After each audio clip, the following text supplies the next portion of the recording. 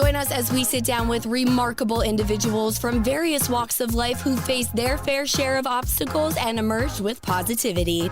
Each episode, you'll hear inspiring stories, actionable tips, and wisdom that can supercharge your own journey when using adversity as motivation.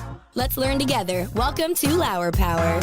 Welcome to Lauer Power, another episode where we use adversity as motivation. My name is Chad Evans, along with Chad Lauer, of course, and I don't know if anybody's read this yet, but we got The Weekender.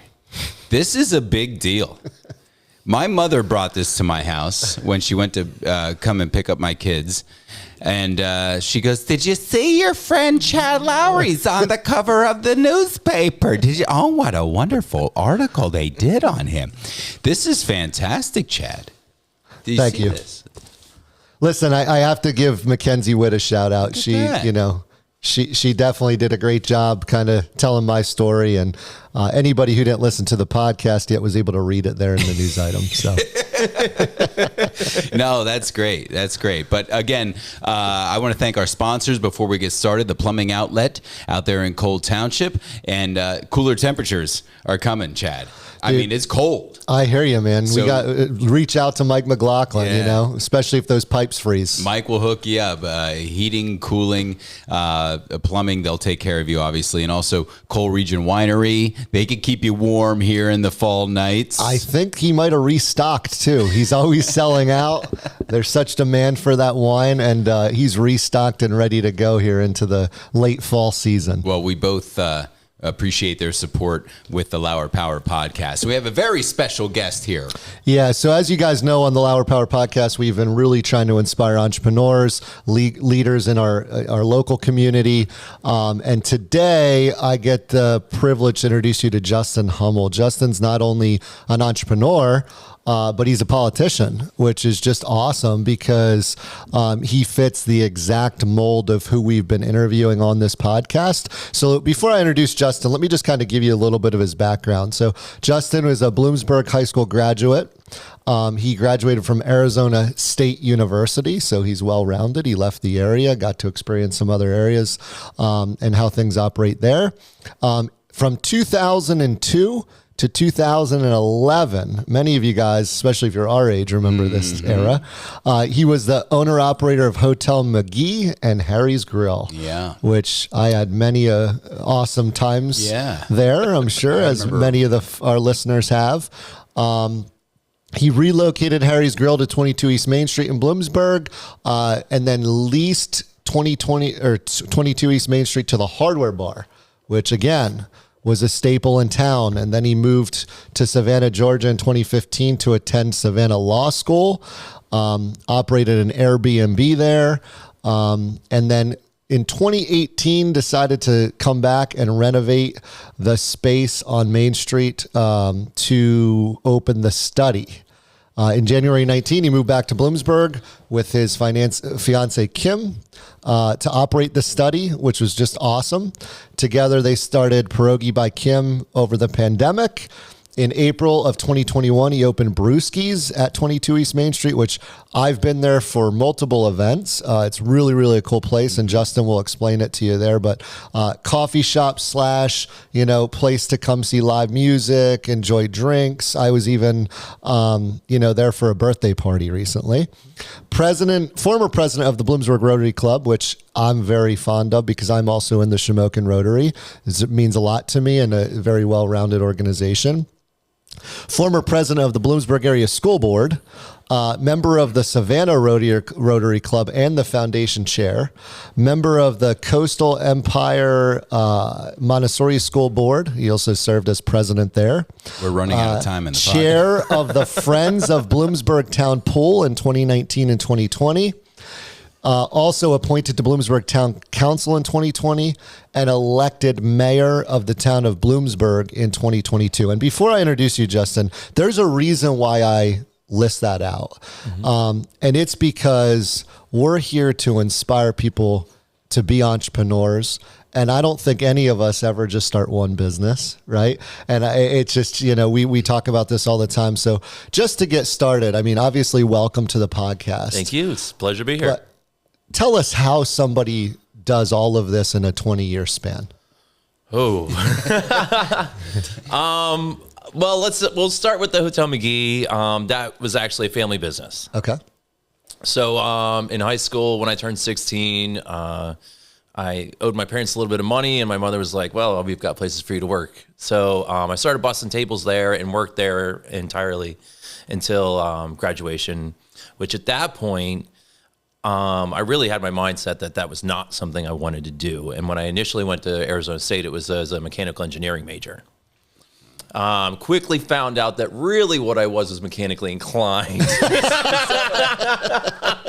I've been there, believe me. Way more social than anybody else I was in engineering classes with. Yeah. So I switched my major to business management, and they didn't have a hotel restaurant management program because I had sort of decided at that point. I was like, well, wait a minute, you do really like this, so get your ducks in a row to come do this. And so I took business. I was business major, and then worked at several different restaurants in the Phoenix, Scottsdale area. So the one was like a corporate Mexican chain that had like locations in 4 different states. And then I worked for a high-end seafood place that was doing like Maine lobsters in Scottsdale. Very different corporate cultures, just very different scenes. And then I felt that was a pretty good stepping point to get back. When I got back, there was the hotel aspect. There was 24 West Ballroom. We had 40 hotel rooms, and then Harry's as well. And the place bled money. It had been operated for a long time by a particular general manager who was incentivized by profits. Well, it's easy to get profits when you're not, plowing back some into maintenance. Right. So, I was 22. I was just out of college. I had all the answers that I felt I needed. So, we were out the door and running. And my mother's husband had multiple sclerosis. So it was quickly after I came back from college that she was like, hey, Mick's too sick. I got to take care of him, basically kind of sort this out. So after trying for about a year to figure out what we could do to boost things, and that was an interesting one too, because at the time, many, many years ago, like I'm talking like the 60s, 70s, Route 11 was a much more popular route, which is what goes through Danville and here and Bloomsburg all the way up to Wilkes-Barre. Well, when 80 came in and bypassed that, people's travel business just changed. Right. There were many more motels. You weren't necessarily stopping up the highway and going all the way into these little towns that were off of it. So our business became much more centered upon the Bloomsburg Fair Week, events at Bloomsburg University, and other things. The banquet and catering became a bigger deal. The hotel rooms became less, which complicated because as a 24-hour business, you have to staff it for 24 hours. So after digging around for a while, realized that the hotel met all of the code for student housing.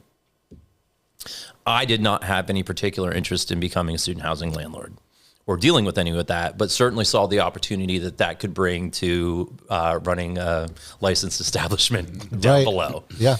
So we sold the property to a student housing developer, and he gave me back the restaurant at a very favorable lease terms, and it allowed me to really get Harry's going to the place that you guys are familiar with. And my brother came back after he graduated college. Let's see, I was maybe around 2005 or so, and helped me out with that. So I've always been more on the bookkeeping side of things and marketing, vision, I would say. My brother's a very good tactician of accomplishing things, and he would work so I'd work the days, he'd work the nights, and it worked out really well. To the point where eventually the students up above got to be more of a liability than an asset. People burning toast, people pulling water lines, just doing, general college age misfit stuff. We would have to evacuate the restaurant every time the fire alarm went off. Oh my gosh. And that got really old. Yes. So there was a vacant building down the street. The building that we moved to, the 22 East Main Street, actually was built as a W.T. Grant's department store, which I don't remember or anyone I know remember, but they were sort of like a Woolworth competitor.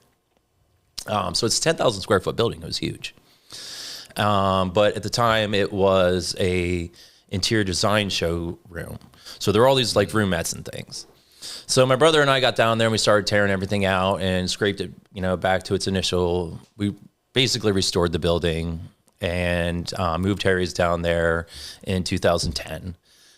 We were able to keep the original bar that we had that everyone recognizes and is fun now on homecoming when people come and go, oh yeah, the hotel is like through that wall. I'm like, no, the hotel's a block away. Yeah. Like, look around, man. I've heard that before, actually. Yes. Yeah. And then downstairs we had a sports bar sort of concept that my brother was interested in. And that was going so well that, again, my brother said, we ought to shop this around. And I thought, well, okay, that's cool. But, I didn't have plan B, so plan A was working fine for me. Right. Well, he got in touch with Ron Kamielka from the Hardware Bar. And, while they were a very, very different concept, they certainly had a name that was, known at the time. And 2nd Street, Harrisburg. Yeah. Right? Yeah. And I think he's still very involved in downtown Harrisburg entertainment and businesses down there. He's consolidated since then, but there was one in York, there was one in Wilkes-Barre, there was, so, and he was a Bloomsburg U grad. So he had an interest, we were able to come to very favorable terms for everybody, and he did his thing. Short of the rent, I almost immediately regretted that decision just in the impact that it had on the community.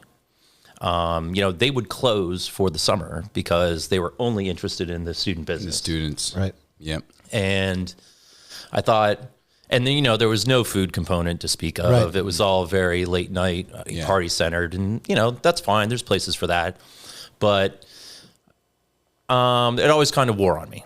So I'd been on the school board at that point. I think I was president of the school board at that point. And I wound up getting divorced and found myself a little rudderless there for a bit. So I was like, well, okay, what is it you want to do here? You're stable in your income for the time being, so you kind of like politics. My father and my grandfather are both lawyers, so I wound up taking the LSATs and being like, well, let's see what law schools I can get into. Wound up getting a scholarship to go to Savannah Law School. Didn't know anything about Savannah other than I've only ever heard great things. So went down to visit and ended up moving there in 2015, in like May of 2015. So started law school in that fall. But while I was there, when I was looking for houses, the real estate agent, we got talking about Rotary. And she said, hey, I'm in this great Rotary.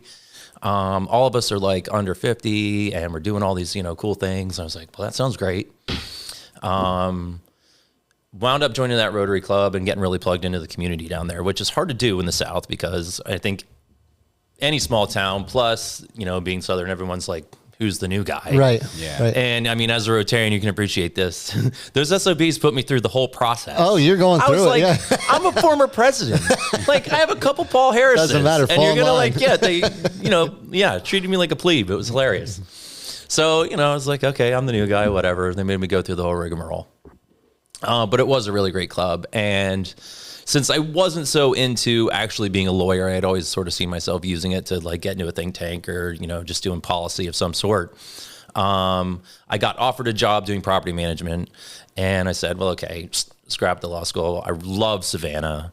I loved living there. And it got to a point where I was like, well, I'm either spending all my time with my nose in a book or feeling bad that my nose wasn't in a book. And that wasn't really jiving with life either. So ended up working for this and getting managing rental properties down there for a little while. Started an Airbnb as well.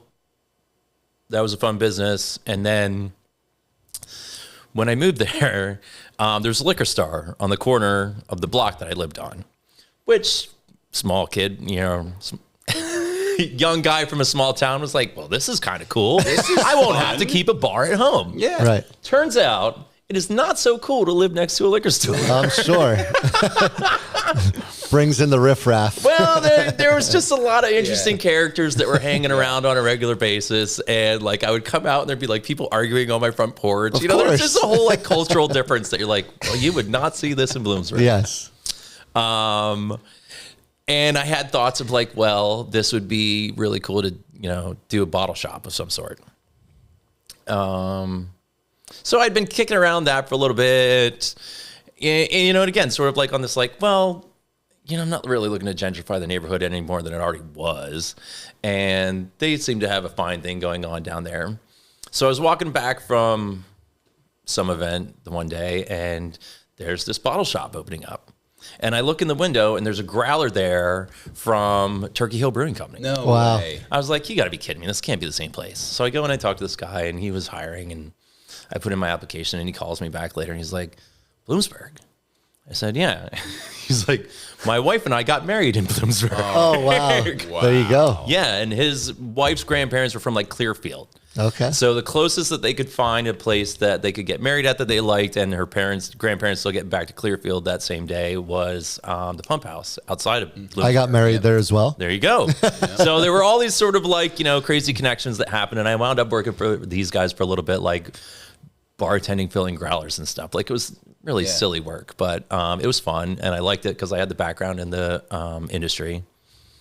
And then, let's see, 2017, Kim and I got together, and she's like, what exactly is it that you do? No one knows what the hell you do around here. I've heard that. And that's part of why I liked Savannah so much. Yeah. But I said, well, I own a bar in a little college town in Pennsylvania, and it's leased out right now, and that's sort of the plan. I like living in Savannah. We can do this. That's great. And the other cool thing about Savannah was that it's one of like the first officially laid out cities. It's very walkable. There's as far as urban planning circles go, Savannah's really held up as the ideal. I love the place. I've been there a few times. It's just fabulous. So getting that vibe from that, amazing. Yeah. and being able to interact through Rotary with some of the people that were really working on like the Metropolitan Planning Commission and historical preservation and things like that. It was a lot of interesting perspective on things. The other thing that was really cool was that, or not cool, but Tybee Island every year has this event called Orange Crush, which there's university students that go out there and basically take over the island. And every year they put themselves through like all these gyrations to try to shut down Orange Crush. And I sat there laughing at the whole situation because I'm like, this is just Bloomsburg. It's block party, except somewhere else. Yes. Like, no, it doesn't matter where you go. There's a population of people who do not want the young people to be having any semblance of a good time on a regular basis. So, like, what can we do? Like, even cutting our nose off to spite our face to try to shut this down so that these people aren't doing that. Yes. So I gave you that sort of perspective of like, look, it doesn't matter where you're at. We all have the same problems, basically. Right. So then Harbor Bar didn't want to renew their lease. I came back that Christmas to talk to the guy who was managing it. He thought, well, I've got some ideas. We could, change things up. I said, okay, but if I'm going to take it over, we're going to have a food component. We're not closing over the summer, blah, blah, blah, blah. My name, I feel like, has more of an attachment, mainly because of Harry's, to what I want to offer for the community. And so I worked with him with the idea being like, I said, I've been out of this long enough now that I'm going to say that you have a better pulse of what's going on around town in this particular market. I'll trust your judgment to a degree. So we worked together to spruce the place up over that summer, and they opened in August. It was not really lighting the world on fire. So come January, I was like, December, we need to renegotiate or whatever. And he's like, well, I can't really do that. So we said, well, then we'll come back and do it. My wife and I both had restaurant backgrounds. So we thought, okay. And that was a big stretch too, because I thought this is a real make or break moment for this relationship. Working together is tough. That's a whole different ball of wax. So we came back to Bloomsburg in January 2019, not knowing if this was like 2 weeks, find a new manager, 2 months, sell the building, whatever, and really started looking at the landscape and seeing Main Street was not what I had left 10 years ago. And this was at a time when there was, the popular criticism was that it was all pizza places and tattoo shops. Smoke joints. I think there was still the hookah lounge then. It was very student-centric. All of it was very student-centric. And even when the person who was doing my payroll, I went to their office one time and she was like, oh, I haven't been downtown in years. She was 2 blocks off of downtown. I thought, how can you even say that? That's ridiculous. Yeah.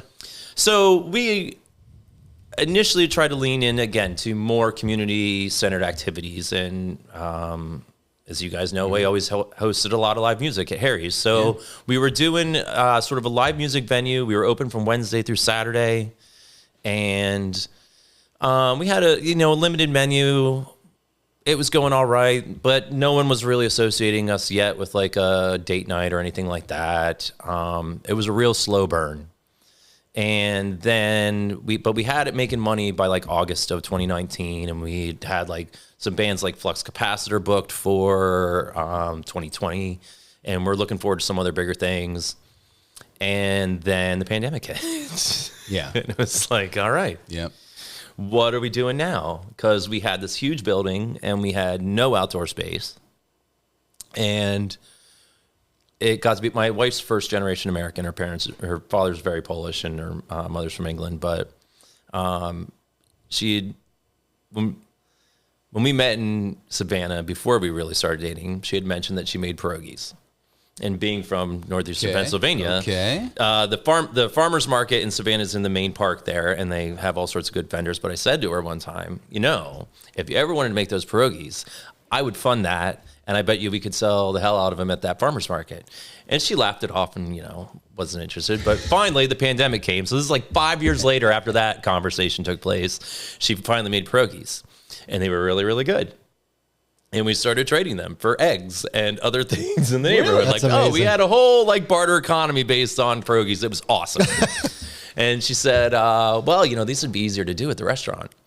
So we started making them at the restaurant. And again, my wife's really good at starting things, but she's not the one who's like, we could make a business out of this. It's always me that's like us, trying to cook things up where it's like, I could make money at this. So she did the legwork to get us okayed with find out what we needed to do to sell them in the farmers markets and things through the Department of Ag. She designed all the packaging, and we got everything else from Webstront, blah, blah, blah, blah. Started selling these at the farmers market. And the first month, every week we'd go out, we were selling out. And we'd have to buy more coolers and bring more the next time. And it was really wild. It was the first time that I had ever spent that much time in the kitchen. And it was really just she and I making these. She would make the stuffings on Tuesday and Wednesday. I'd make the dough on Thursday, and we'd produce Friday and then sell them on Saturday. So and also during that period of time, the local coffee shop was kind of out of business, and they were looking to sell. The guys that had worked there were good customers of the study. So we got talking to them a little bit. We went to look at the coffee because I was like, again, Main Street needs a coffee shop. I have this huge kitchen. The coffee shop didn't have a big kitchen. I thought we can use our kitchen as a commissary, have better food at the coffee shop, still do the music venue at the study, and again, I'm not sure that it was ever the plan to really stay in the coffee shop business as much as how can you attract other businesses to a Main Street that doesn't have a coffee shop. Right. And so we went and looked through all this, and the numbers weren't going to work. And we walked away, and I was like, babe, we've got 10,000 square feet. Let's just cut a section out of the bar and we'll drop in a pastry counter and we can make this work. I can buy an espresso machine. And she said, okay. And we took 2 more steps, and she goes, Brewski's. We'll call it Brewski's. It's coffee and beer and Polish food. I mean, it's perfect. Yeah, that's what I said. I was like, okay, you have your lightning moment. Strike moment. Yeah. So that's where it started. I think by that evening, she had worked up a logo, and we were sort of off at the races. We got a hold of the guys from the coffee shop. They agreed to come work. I said, look, I want to stick to a real middle of the road type coffee. We went and worked with Basin's Coffee Roasters to develop a proprietary blend. And then sort of went from there. And again, there were 6 of us at first, and we worked all the time, and we were open 7 days a week. And now finally we're getting to the point where I have 17 employees right now, and full circle, I was able to hire back Norman Mail, who operated the Hotel Magee for many, many years. And it was my first boss when I started working there. And it's absolutely awesome now to be able to say, okay, look, you take the reins, you're in charge. and to watch the younger crew that I had hired be working with him, and they have gotten so much better. Like the skills level is just great. We just got through homecoming and parents weekend, and all the food's flying out of the kitchen. Everyone's happy to be working there now because they're learning, new valuable skills from Norman. The community has embraced it more because they recognize the quality that he brings to the show. And I'm really looking forward to 2025 now. Dude, that's amazing. Yeah, but what have you done with your life? I think that's my question. But then, so when did you become mayor of Bloomsburg? What year was that? 2022. 2022. Yeah. So for you to run and put yourself out there in the political world to become mayor of Bloomsburg, you have to think to yourself, well, if I became mayor, these are the changes that I would like see, or some things for the town of Bloomsburg to benefit from. Like, what were some of these things that you were running on your, the political seat that you're trying to obtain? Well, so what happened was the election of 2020, there was someone who had left the council, so there was an open seat. And either the way that the timeline fell or whatever, there was the election, and then this one person won both. It was a 4-year term and a 2-year term. Okay. He won them both, and he picked the 4-year term. So they were appointing someone for a 2-year term. So I threw my hat into the ring for that, and I got appointed to council in 2020. And then the mayor at the time was, he re-ran, but he had switched parties halfway through.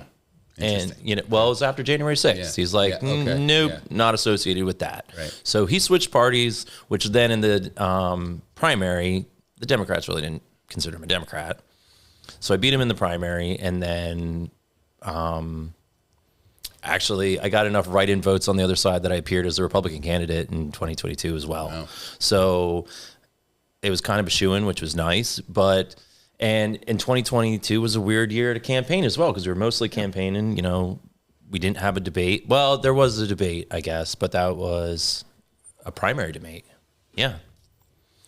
And so there wasn't like knocking on doors. There wasn't going to the fish fries. There wasn't going to all the stuff that you would normally do for some of these things. But I had a good name recognition. I think people knew me based upon the businesses that I ran in town and my reputation from the school board as well. So I was able to win being mayor, and the platform was basically, we need to start being the community of yes.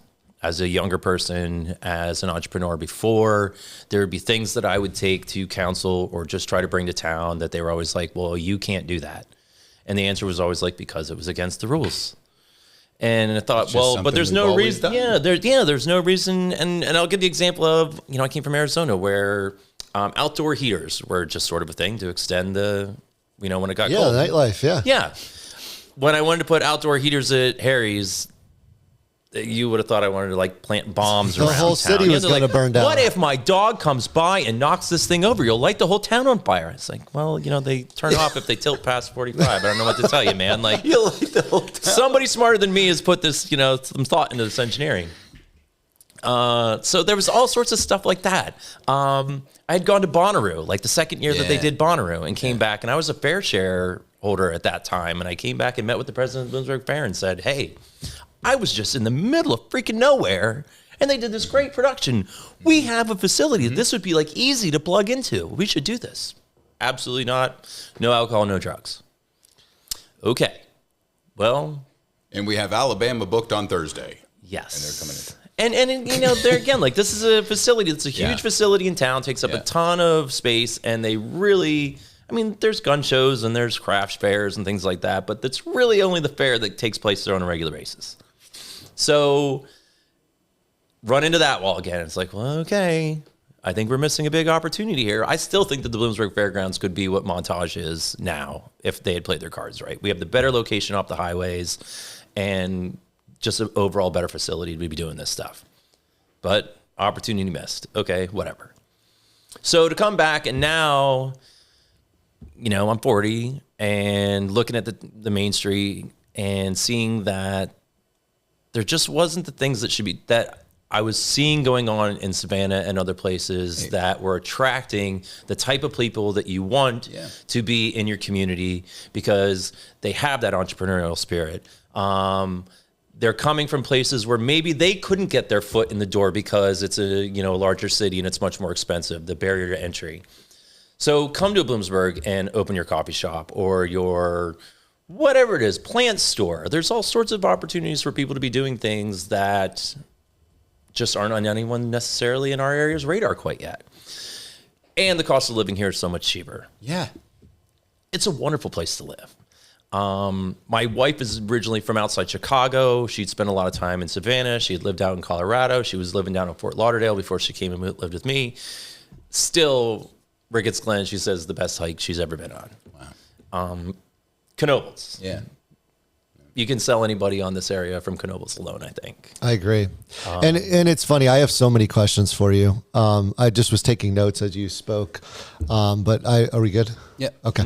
I literally, everything you say, a yes town instead of a no town, right? Think about that. Yeah. Such a simple concept, right? Are we going to let the naysayers control us, or are we going to say, hey, who's running this place?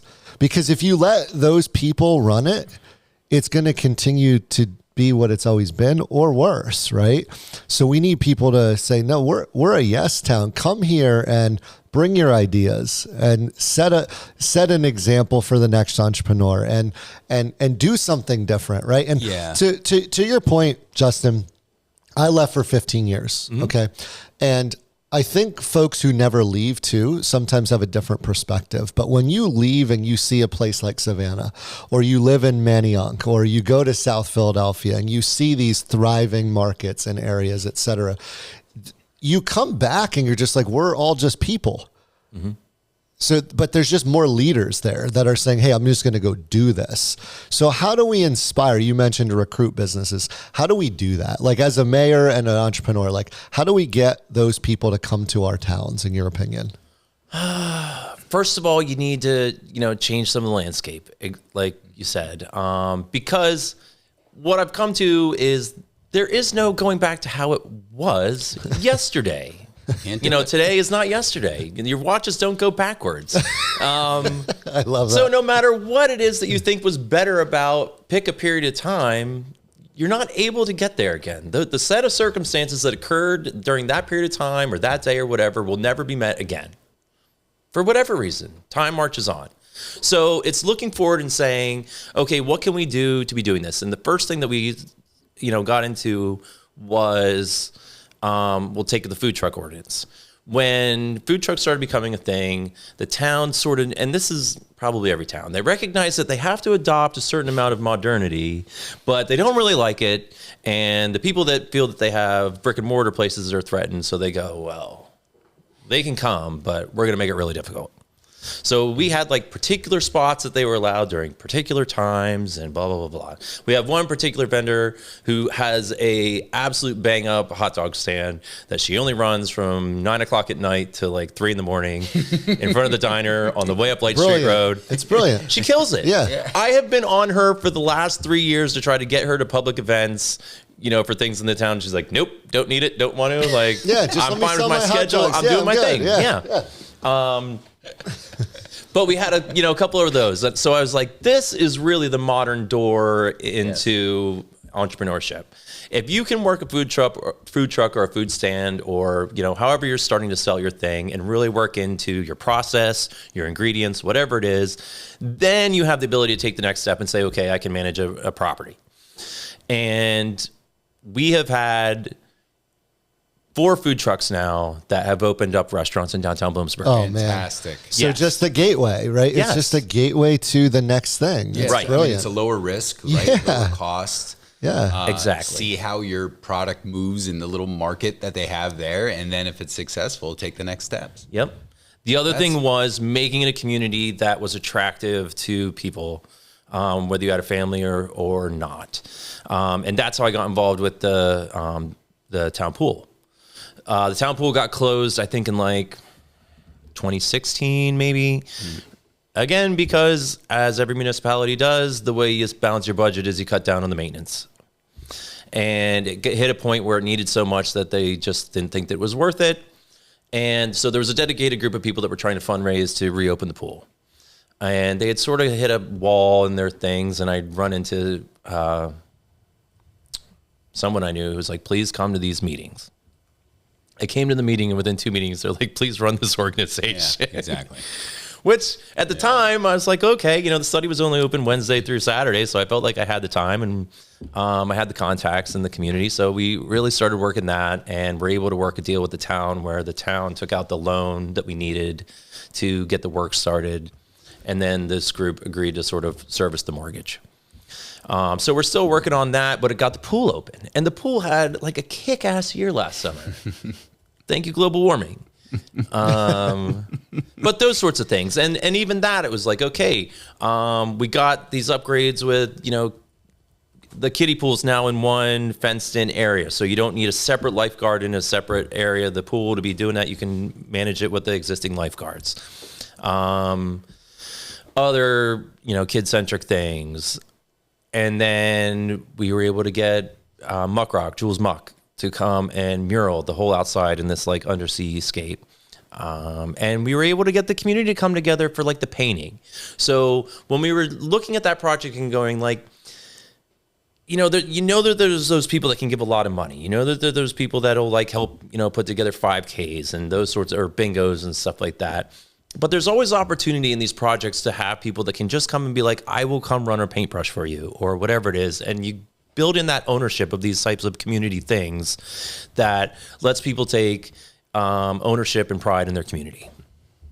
So that was really one of my favorite times in that project. And then when I got on council, I stepped off of that board because I didn't think, it's not right to be asking people for money when you're, we were running the pool. Right. So, those sorts of things. And then continually looking around, there's a great book that also inspired me called Strong Towns.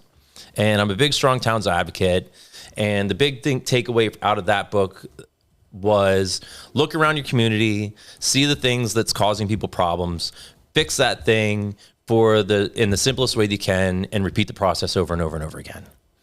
So, okay, we had walkability issues. That's always been something. Main Street is Route 11. It's 4 lanes coming through the middle of town. How can we make that a little bit more friendly?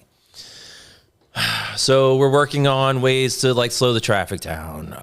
And then the other thing was bikeability. My wife was a big biker in Savannah. Savannah's a very bike friendly place, which is sort of counterintuitive because again, the infrastructure's old. You have a ton of tourists that are not familiar with the traffic patterns. And yet still they had a big push towards getting people able to get everywhere on a bike. And I really think that that's becoming much more of a transportation equity issue in every community as well, because owning a car and maintaining a car is one of the most expensive things that we deal with in our own personal finances. Right. It will forever be difficult to cut taxes because everybody's trying to run on as little as we can. Mm-hmm. But if I can save you money out of your own pocket for what you need to live in a community, that's genuine savings. So, okay, where can we find, a place to do a bike lane? The town engineer said, well, we have this 60-foot wide Market Street that goes from Main Street down to the river. And there's some utilities in there that need chewed up or, replaced. So if they're going to do that, we can get money from them to do it. And then if we have a multimodal type road, we should be able to get money from the state or the feds to redo this road. Because Bloomsburg is sort of unique that we have 42, 487, and 11 that all come through. Those are PennDOT roads, so we're not really charged with maintaining them as much. But this one is totally on us. And 60-foot wide of asphalt is expensive. Right. So, and what initially started out as let's try to get government money to do this to save the local taxpayer, also turned into, this is also a advertising campaign for we are... I hate to use the word progressive because it has other political implications, but progressive in the sense of like, we're recognizing that this is a way that adults want to get around. This is not for kids. This is so that we can connect our business district to our recreation area down by the river in a way that a lot of people are driving past and can see, wow, Bloomsburg's got a bike lane. The pushback that we've gotten from that is, Of course. hilarious and astounding at the same time. I've gotten to the point where I laugh about it because it's sort of to the point of absurdity, but I don't want to discount anybody's feelings about it. But really, it's much more heartwarming to see the people that come back, and we all see this. When you get back with your reunions or whatever, and these people come back and go, "Wow, Bloomsburg got a bike lane. That's pretty wild. We never would have thought that we would see that here." And I think that's sort of the hook is I have seen more people look at Bloomsburg as not the place to get away from when I graduate as much as there's opportunity here. Right. And the bike lane is symbolic to me in that sense of like, hey, look, we're willing to try things. It's not perfect. It's not exactly pretty, but that was the idea. And it goes back to the Strong Towns thing. It's like, okay, I'm not asking for $100,000 to do a newly paved separated bike lane. We spent $5,000 on some paint and some reflector dividers and said, let's give this a shot, because what do you have to lose? Yeah. And how do you manage pushback as a leader? Okay. It just occurs. Do you don't take it personal. Do you acknowledge it and just say, hey, listen, I'll take that to heart. We'll think about that next time. Do you just kind of plow through it? What is your kind of? It kind of depends on, what it's about and what it's coming from. Complaining's a national pastime. Okay. So some people, you're never going to make everyone happy. Complaining is a national pastime. Yeah. And that's the thing with leaders is we need to be able to accept that, right? Yeah. Like when you run for mayor or you're a business owner, like you're going to have unhappy customers. You're going to have somebody who doesn't like every decision you make, there's going to be somebody on their side that's like, I don't like that. And you just have to be comfortable with that, Leadership topic of the day, I like to just bring this up to wrap up every podcast. And, prior to us starting the podcast, you mentioned that, you are passionate about getting your team on the right seat of the bus per se, but also just letting them do their job. How do you do that as a leader and as a mayor and also as, a leader in your own business? I would say at Brewski's, step number one was getting those guys from the coffee shop and saying, I don't know anything about coffee. So recognizing your own weaknesses and being able to play to the strengths that you have and supplementing them with the people that have the strengths that you don't. So getting those guys in and then giving them the free rein to say, go to Basins and put together a coffee that we can sell and be proud of.